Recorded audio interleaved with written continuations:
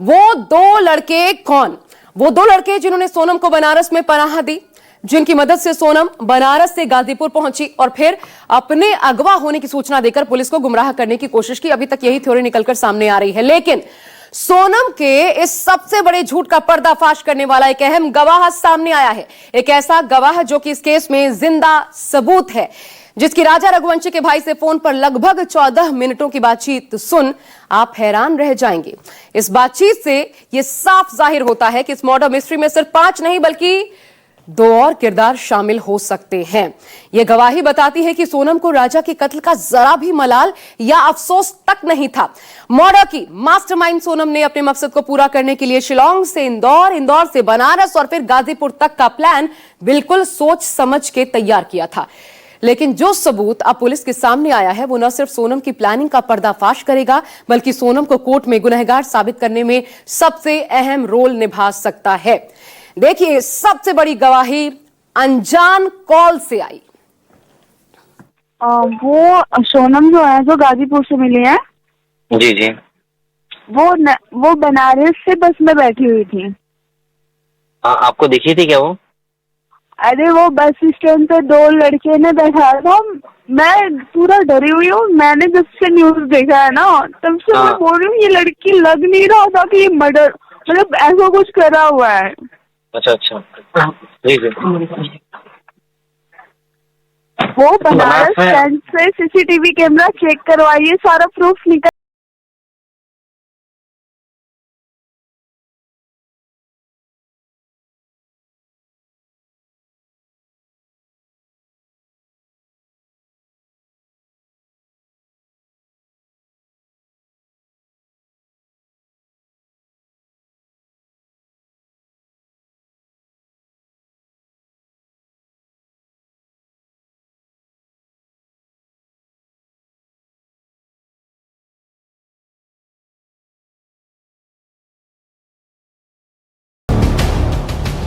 राजा रघुवंशी की हत्या के आरोप में गिरफ्तार सोनम रघुवंशी के खिलाफ यह सबसे बड़ी गवाही है, जिसने सोनम के तमाम झूठ का पर्दाफाश कर दिया। राजा के भाई को फोन करके एक लड़की ने बताया है कि कैसे सोनम बनारस से गाजीपुर पहुंची थी। इतना ही नहीं, कॉल करने वाली लड़की ने दावा किया है कि सोनम के साथ 2 और लड़के थे जिन्होंने सोनम को बनारस से गाजीपुर के लिए बस में बिठाया। आप राजा के घर से बोल रहे हैं? जी बोलिए। मैं उजाला यादव गाजीपुर से बात कर रही हूँ। जी मैडम। मैं आप लोगों को कुछ बताना चाह रही हूँ। जी जी। आप चाहे मेरे से फेस टू, वो सोनम जो है जो गाजीपुर से मिली है, जी जी, वो बनारस से बस में बैठी हुई थी। आपको दिखी थी क्या वो? अरे वो बस स्टैंड पे 2 लड़के ने बैठा था, मैं पूरा डरी हुई हूँ। मैंने जब से न्यूज देखा है ना तब से मैं बोल रही हूँ ये लड़की लग नहीं रहा था कि ये मर्डर मतलब ऐसा कुछ करा हुआ है। अच्छा अच्छा, जी जी। वो बनारस स्टैंड से सीसीटीवी कैमरा चेक करवाइए, सारा प्रूफ निकल जाएगा। मैडम ये कब की बात है कि ये बनारस में कब बैठी थी? कल परसों? ये मेरी मम्मी की डैड वो मैं परसों आई थी। अच्छा अच्छा, परसों आए थे आप? हाँ हाँ जी जी जी। वो परसों नंदगंज में आई होंगी 1 बजे। हाँ। तो इनके साथ ये कितने लोग थे? 2 लोग थे क्या कि 3 अरे लोग थे? उनके साथ 2 लोग ऑलरेडी थे, उनको बस स्टैंड में बैठाए, खुद 2 लोग थे वो, ठीक है। और ये दुपट्टा ली हुई थी, ये दुपट्टा ली हुई थी, अपना मुंह को ऐसे कवर करके बस में बैठी थी। इसने सूट पहना था कि क्या पहना था? ये सूट नहीं पहनी थी, ये पैंट वगैरह ही पहनी थी, पैंट और टी-शर्ट वगैरह ही पहनी थी, बट अपना कवर से उसने मुंह को, फेस को लॉक कर रखा था। अच्छा अच्छा अच्छा। जिस तरह की ड्रेस सोनम के पहनने का दावा लड़की ने किया, सोनम ने वही ड्रेस गिरफ्तारी के समय पहनी हुई थी।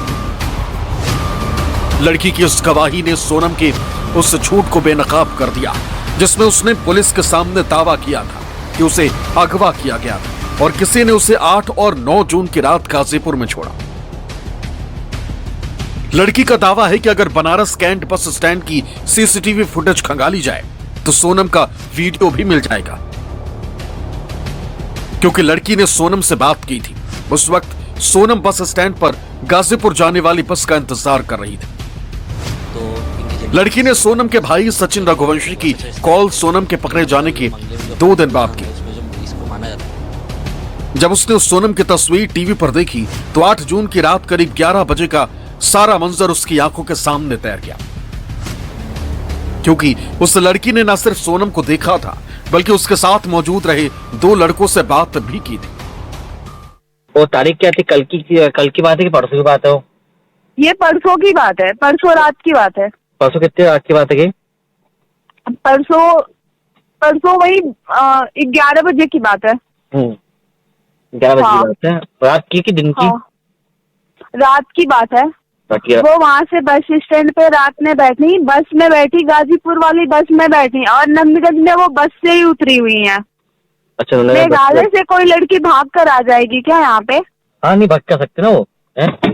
वो इतनी मेंटली नहीं है, वो पूरा साजिश, मतलब एक राजा को ब्लैकमेलिंग। मुझे नहीं लगता था वो बैठे हुए थे, वो मैंगो जूस जो होता है ना, मैंगो वाला, हाँ, वो भी पी रही थी। वो उस टाइम का नहीं लग रहा था कि बनारस में ही। आपने देखा? बनारस में ही बस स्टैंड पे ही उन्होंने बस लिया। अच्छा, जी, 2 लोग साथ में थे और बात 2 लोग साथ में, उसको बस में भी बैठा है उन लोगों ने। हाँ। और वो लोग वहाँ से चले गए और उनको गाजीपुर की बस पकड़वाए। उनको ये नहीं वो एक बगल में बैठा हुआ था लड़का, जी, उससे मैंने बोला था कि भैया मेरे फोन में बैलेंस कर देंगे क्या? हाँ। तो उसने मुझे बोला कि मैं बैलेंस नहीं कर सकता। मतलब उसने मेरी टिकट की पैसे ली बट बैलेंस करने के लिए वो मना कर दिया, जो लड़का उसके साथ बैठा हुआ था। राजा के भाई के सामने इस सच को बताने वाली लड़की वैसे तो गाजीपुर की रहने वाली, लेकिन वो काम से रिश्तेदार के यहाँ गई हुई थी। लड़की बता रही है कि लखनऊ से लौटते समय उसने बनारस में सोनम को देखा था। ये कहाँ देखा था आपने इनको? मैंने बनारस देखा, वो बस से आई हुई है। अच्छा, बस से ट्रेवल कर रही है? हाँ, वो बस से आई थी, वो बस में बैठी हुई थी। हाँ, शायद वहाँ पे अगर बस स्टैंड पे कैमरा लगा होगा तो अंतरराष्ट्रीय बस स्टैंड नाम है उसका। अच्छा, अंतरराष्ट्रीय। आप कहाँ बस में थे क्या? हाँ, मैं बस से लखनऊ से आ रही थी। मेरी आंटी की डेथ हुई थी, 6 को हुई थी। हाँ। बट 7-8 को आई मैं, तो ओके। उस बस में वो भी बैठी हुई थी। ओके, उस बस में वो बैठे। बस का नंबर वगैरह, ये रिजर्वेशन वाली बस थी कि कौन सी बस थी? वो सरकारी बस थी। सरकारी मतलब जिसमें बैठते हैं और टिकट लेते हैं अपन, ना कलेक्ट, वो जो टिकट कलेक्टर टिकट देता है वही है ना? हाँ। मतलब ये जो यूपी गवर्नमेंट वाली बस थी ना? हाँ, यूपी गवर्नमेंट वाली बस थी। हाँ। और ये कहाँ से कहाँ ट्रेवल होती है बस? वो वाराणसी से? वाराणसी से गोरखपुर। लेकिन वो तो अपने गाजीपुर में मिली है ना? वो बस से उतर गई होंगी। अच्छा। नंदगंज में। यहाँ तक कि कॉल करने वाली लड़की ने सोनम के बारे में स्थानीय पुलिस को सूचना भी दी। उसने पूरे घटनाक्रम की जानकारी पुलिस को फोन करके दी, लेकिन लड़की का आरोप है कि पुलिस वाले ने उससे बातें सुनी और फिर टाल मटोल करके फोन काट दिया। अब आप बनारस से हो? मैं गाजीपुर की रहने वाली हूँ। मैं गाजीपुर में शाहपुर से हूँ। मुझे नहीं लगता था कि ऐसी चीजें कॉमन सी है। मैंने नंदगंज थाने में भी बात की, जहाँ पे अभी मैंने वहाँ पे कॉल करके बात करी कि ऐसी ऐसी घटना घटी हुई है। क्या मैं भी बता रही हूँ, ऐसा कुछ नहीं है। पहले बस स्टैंड पे वो जो चीजें है वहाँ का पहले सीसीटीवी कैमरा निकलवाइए। तो बोल रहे हैं कि हाँ ठीक है मैडम, मैं चेक करवाता हूँ। ऐसे करके उन्होंने रख दिया कॉल, कोई भी जवाब नहीं दिया। बनारस के एयरपोर्ट पर, हम बनारस को फोन लगा रहे थे अभी ना, और आपकी 11 बजे बात थी ना? हाँ, 11 बजे मैं बता रही हूँ। आप ना 9, 10 और 11 बजे का पूरा रिकॉर्ड निकलवा लेना, वहाँ पे पक्का मिलेगा। इनका हाव देख के लड़की हाव देख के लग रहा था कुछ ऐसा क्यों डरी हुई है? नहीं भैया, वो मैंगो की जो आती है ना 14 रुपीज की, वो जूस ले रही थी वो। अच्छा, जूस पी रही थी? हाँ, कुछ नहीं ऐसा लग रहा था। बताओ। वो जो लड़के वड़के से बातचीत करे तो हंस के बात कर रहे थे उनके साथ में? नहीं, वो ऐसे बोले थे कि आप जाओ, ठीक है कोई नहीं, आप जाओ ऐसे ही बोले थे वो। मैं बता रही हूँ। हाँ, मैं पुलिस के अधिकारी जो गिरफ्तार हुए अपराधी 11:23 में मैं वहाँ पे थी। अच्छा 11:23 पे, ठीक है। सोनम को जब गिरफ्तार किया गया तब उसका चेहरा मुरझाया हुआ था। चेहरे पर चिंता की लकीरें साफ दिखाई दे रही थी। ऐसा लग रहा था मानो कई रात से सोनम सोई नहीं है।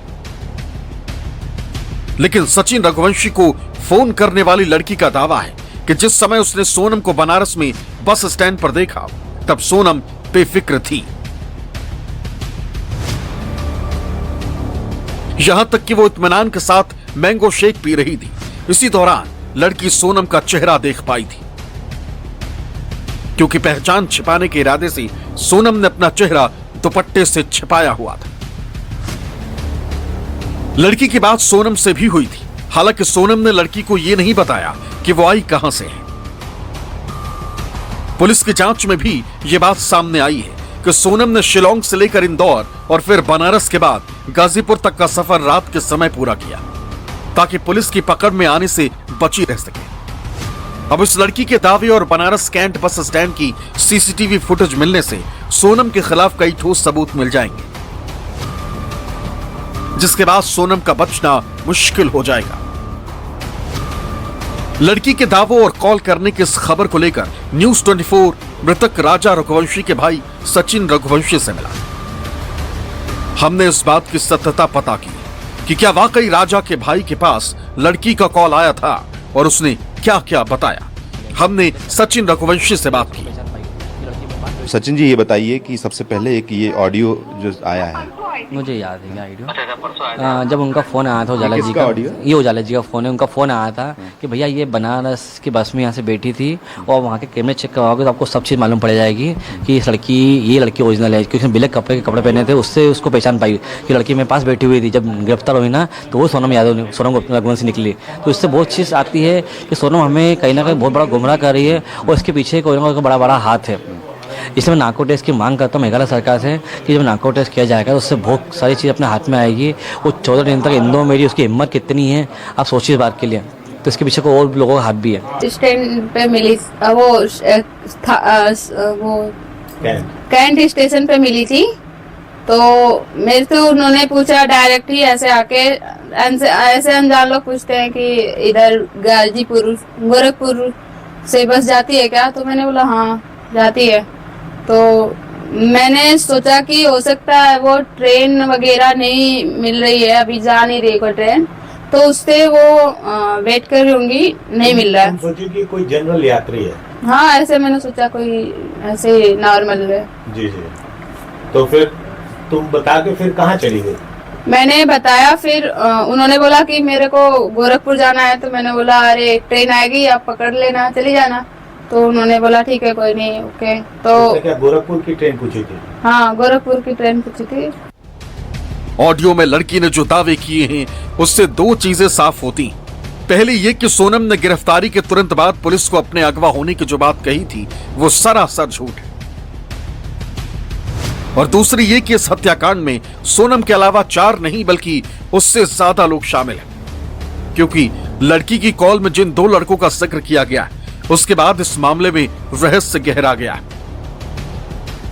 पुलिस की जांच में अब तक राज कुशवाहा को ही मास्टरमाइंड बताया गया है, जबकि सोनम के कहने पर ही राजा के कत्ल को अंजाम दिया गया था। सोनम समेत 5 आरोपियों को पुलिस गिरफ्तार कर चुकी है, लेकिन यहाँ सबसे अहम सवाल अभी ये कि जिन 2 लोगों ने सोनम को बनारस से गाजीपुर तक बस में बैठाया, आखिर वो लोग कौन थे? क्या बनारस में सोनम उन्हीं के पास ठहरी थी या फिर उन दोनों लोगों को राज के द्वारा सोनम की मदद करने के लिए अरेंज किया गया था?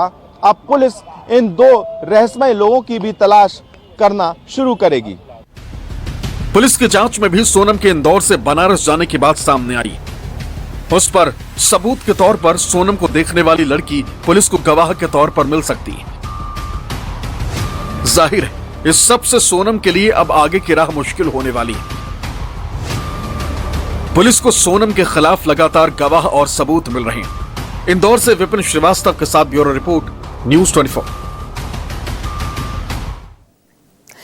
दरअसल 23 मई को लापता होने के बाद से जिस सोनम को शिलांग पुलिस लगातार ढूंढ रही थी, उसे विक्टिम मान करके तलाश कर रही थी। पहाड़ियों में वो अपने मायके और ससुराल से महज 15 किलोमीटर दूर किराए के फ्लैट में इत्मीनान से रह रही थी। यहां सोनम ने 2 हफ्ते बिताए, जबकि वो अपनी आंखों के सामने राजा का बेरहमी से कत्ल करा चुकी थी। जब सोनम के इंदौर में छिपे होने का राज खुला तो खुद पुलिस वाले हैरान रह गए। पुलिस जिसे विक्टिम समझकर तलाश रही थी, वो न सिर्फ कातिल निकली बल्कि पुलिस के बगल में ही पनाह लेकर छिपी हुई थी। आखिर इन 14 दिनों में सोनम ने क्या क्या किया, देखिए।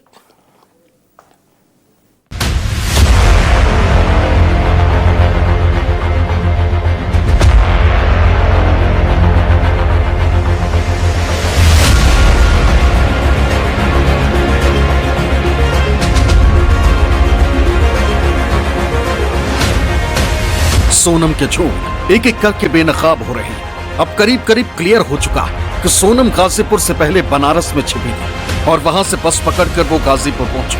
लेकिन सोनम की साजिश को लेकर एक और चौंकाने वाला खुलासा हुआ। पुलिस को जांच में पता चला है कि सोनम ने राजा की हत्या के बाद शिलांग से वापसी कर पूरे 14 दिन इंदौर में बिताए।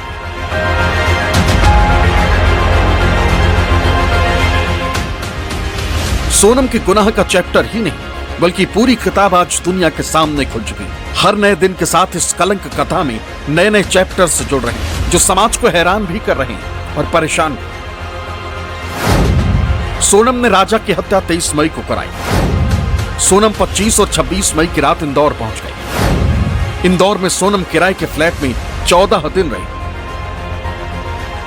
राजा रघुवंशी हत्याकांड में सोनम का वो रूट सामने आ चुका है जिसमें वो मेघालय से इंदौर तक पहुंची थी। राजा रघुवंशी की हत्या करने के बाद पत्नी सोनम रघुवंशी इंदौर आई थी। वो यहाँ 26 मई से 7 जून तक रुकी थी। इस दौरान सोनम 26 से 29 मई तक स्कीम 114 में एक होटल में ठहरी थी।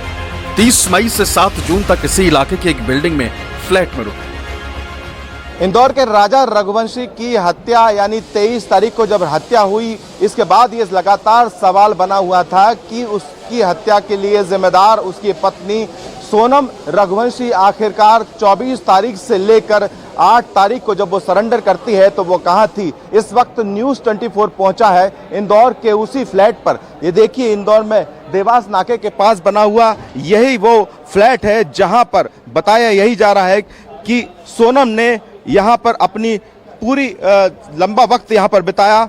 बताया यही जाता है कि 26 तारीख से लेकर जब सोनम यहाँ पहुंची तो इसी फ्लैट में जो कि यहाँ पर है इंदौर के पास, ये हीराबाग इलाका है, और 26 तारीख से लेकर 7 तारीख की रात तक इंदौर के इसी इलाके इसी फ्लैट में रही और यहीं से उसने सीधी अपनी बस पकड़ी थी बनारस के लिए। टैक्सी से बनारस पहुंची और यहाँ से पहुंची। ये अंदर की तस्वीरें आप देखिए, यही वो जगह है जिसके बारे में बताते हैं कि ये पूरी बिल्डिंग है जो बताया ये जा रहा है कि 5 दिन हुए हैं इस बिल्डिंग में सीसीटीवी लगे हुए। यहाँ पर जो लगे हुए सीसीटीवी देख रहे हैं, इससे 5 दिन लगे हुए और 5 दिन के बाद इस बिल्डिंग को आप देखेंगे तो ये पूरा नया एक पूरा स्ट्रक्चर है और इस नए स्ट्रक्चर में आप देखेंगे तो इसी जगह बताया यही जाता है कि विशाल जो कि आरोपी है, विशाल अपने एक दोस्त के साथ यही जगह पर आया था। 11 मई को शादी के बाद 21 मई को राजा सोनम शिलांग पहुंचे थे। 23 मई को परिवार से आखिरी बार बात हुई थी। 2 जून को राजा का शव मिला था। 17 दिन से गायब सोनम 9 जून को गाजीपुर में मिली थी। इसके बाद ही हत्याकांड का खुलासा हुआ। अब वो रूट भी सामने आ चुका है जिससे वो शिलांग से गुवाहाटी, गुवाहाटी से सिलीगुड़ी, सिलीगुड़ी से पटना, पटना से लखनऊ, लखनऊ से इंदौर पहुंचे।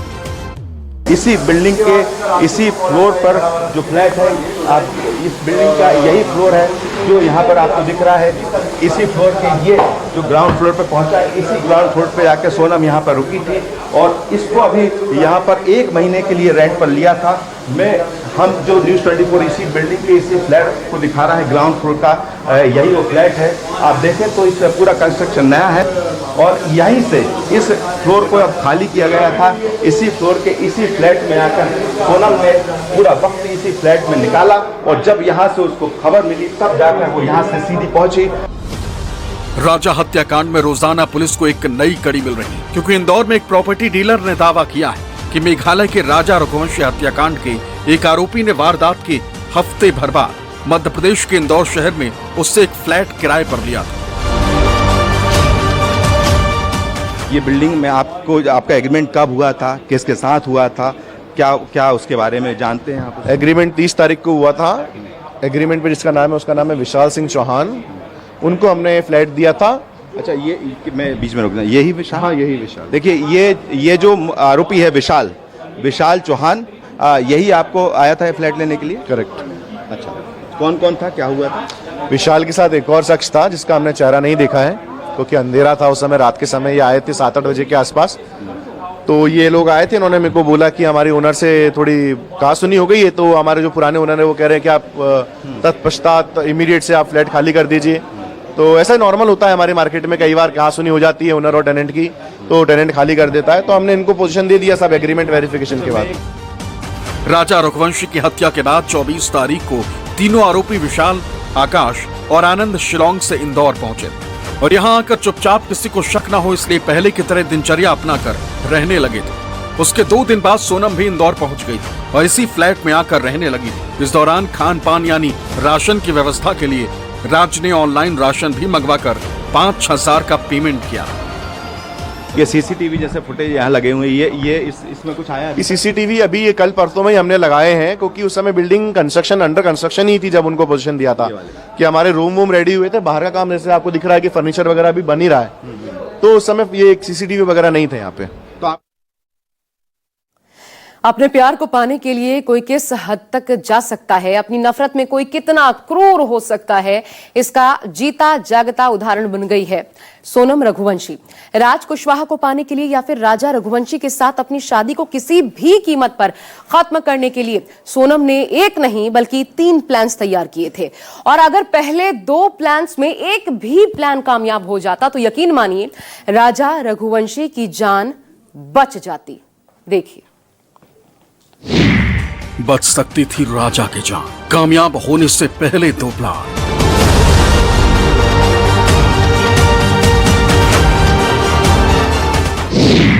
लड़की की जान लेती सोनम, राज के लिए अजीब पागलपन।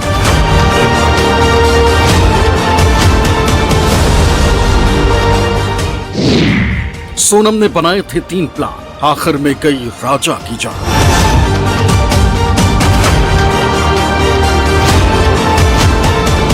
शादी के समय सोनम जितनी शांत दिखाई दे रही थी उससे कई गुना ज्यादा वो अंदर ही अंदर भड़क रही थी। उसके सहन में एक खतरनाक साजिश पल रही थी जिसे अंजाम तक पहुंचाने की वो काफी पहले ही ठान चुकी थी, जिसका खुलासा अब सोनम की गिरफ्तारी के बाद हो रहा है। सूत्रों से जो जानकारी मिली है उसके मुताबिक सोनम का दिमाग आपराधिक प्रवृत्ति का होना पता चलता है, क्योंकि सोनम ने अपनी मर्जी से शादी के लिए 1-2 नहीं बल्कि 3 प्लान बनाए थे, जिनके बारे में सुनकर हर कोई हैरान रह गया। राजा रघुवंशी की जान बच सकती थी। सोनम ने 2 प्लान बनाकर तैयार किए थे। दोनों में से कोई भी प्लान अगर सक्सेस होता तो ना सोनम की जान जाती ना ही राजा की, लेकिन एक लड़की के कत्ल की कहानी बनाई थी। वो कहानी के बाद ना ही राजा से शादी करने की नौबत आती और ना ही राजा की जान जाती। सोनम अपने ख्वाहिशों को पूरा करने के लिए किसी भी हद तक जा सकती थी।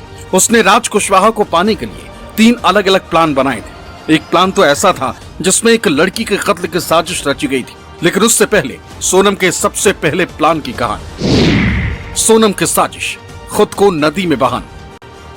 सोनम इंदौर में जहां रहती है वहां से कुछ दूरी पर नदी है जहां सोनम अक्सर जाती और इसका परिवार भी जाता रहता रहा। सोनम और राज का प्लान था कि स्कूटी से वहां जाती, चप्पल स्कूटी के पास छोड़ती, कपड़े आई कार्ड छोड़ती और गायब हो जाती। परिवार को लगता कि वो पानी में बह गए, लेकिन नदी पर आने वालों की संख्या और सीसीटीवी की वजह से ये प्लान सोनम का फेल हुआ।